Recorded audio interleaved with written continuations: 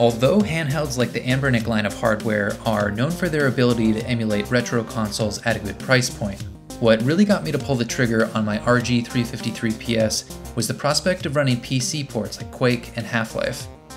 These games can run with very good performance since they don't need to go through an emulation layer, and since I'm a big fan of first-person shooters from the late 90s, I've had a lot more fun playing these games recently than I have with many modern titles. Today, I'm going to go over how you can install Half-Life on an RG353PS using UnofficialOS and Portmaster. The technique that I'm going to show you may work on other Linux operating systems, but the one that I'll be using is UnofficialOS. If you are following along and don't already have UnofficialOS installed, I definitely recommend that you first back up your current operating system or just use a separate microSD card specifically for UnofficialOS. A lot of Anbernic handhelds come with pretty solid stock firmware in terms of emulation performance, and it's definitely worth it to keep a copy of your original firmware. Ultimately, I've found UnofficialOS to be the most well-rounded operating system for a mix of ports, emulation, and running custom code, but opinions differ quite a bit on this. I'll also be using my Anbernic RG353PS, but you can see the other devices that run UnofficialOS and installation instructions for them on their releases page. I'll link to their GitHub and the releases pages in the description below. So before you continue, install UnofficialOS using the instructions on those releases pages, and you'll be installing it to slot 1 on the device, which is typically labeled TF1. You can also do this with ArkOS, but UnofficialOS is my personal choice. Once UnofficialOS is installed to the microSD in slot 1, I'm going to put a blank microSD in slot 2, which is what I'm doing here. This will contain the ROMs and the ports and things like that I'll be using on the Anbernic. So I've just inserted a blank microSD into it, and I'm going to boot up UnofficialOS. And now I'm in Emulation Station. So from here, I'm going to navigate to the Tools menu and go to Portmaster. Now, once you do that, if this is the first time you're opening Portmaster, it'll likely ask you to update. So if it does, just press A. It will start updating, and the screen may glitch out a little bit, but that's normal. And once it's good, just press A again. The device will reset, and then you will be back in the Tools menu, and then you can go back to Tools and Portmaster again.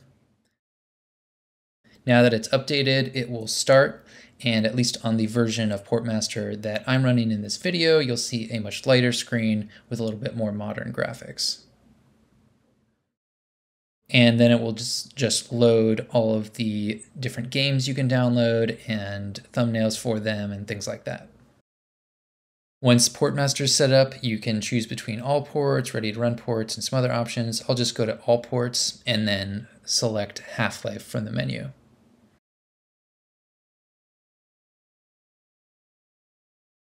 So I'll just press A to download.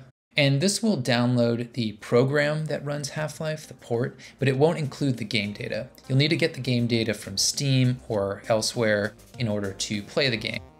Once the program's downloaded, you'll be ready to add the game data to play it on the device. So I'm just going to exit Portmaster. If we go to ports, we can see that the program Half-Life is there now. If we try to run it though, it will say missing game files.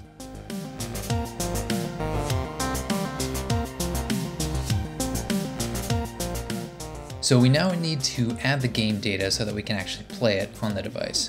So I'm just going to shut off my Anbernic and take out that microSD card. I'll then put that microSD into my computer and open it up. This is a brand new microSD and I haven't named it, so it's called No Name over here on the left. Once I'm in the microSD, I'm then going to find the ports folder. Once I've found that, I can open it up and we can see that Half-Life is in there. Now we want to specifically put the Half-Life game data in the Valve folder. There's a Valve folder that comes with the game if you purchase a copy of Half-Life, and we want to copy the contents of the actual game folder into this folder here on the microSD so we can play it on the Anbernic device. So I'm going to open up that folder on my computer. I know where it is. For me, it may be different depending on your operating system or where you've installed Half-Life to, but I've just found Half-Life on my computer. I'm going to open up that folder and then find the Valve folder within there. So I'm actually just going to copy this entire folder and I'm going to paste it into that Half-Life folder on the microSD. And for me, I can just replace that folder on the microSD because I had nothing in it except for that text file.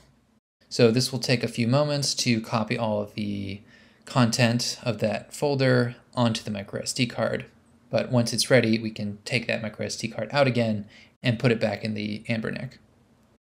So I'll now eject the microSD, and once that's done, I can take it out and put that microSD back into the Anbernic.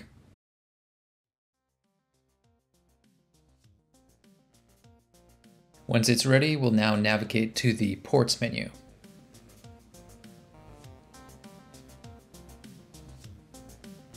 And from there, we'll see Half-Life, so we'll just hit A on that. And now it should open correctly. And there we go. I'll now just start a new game to make sure everything's running.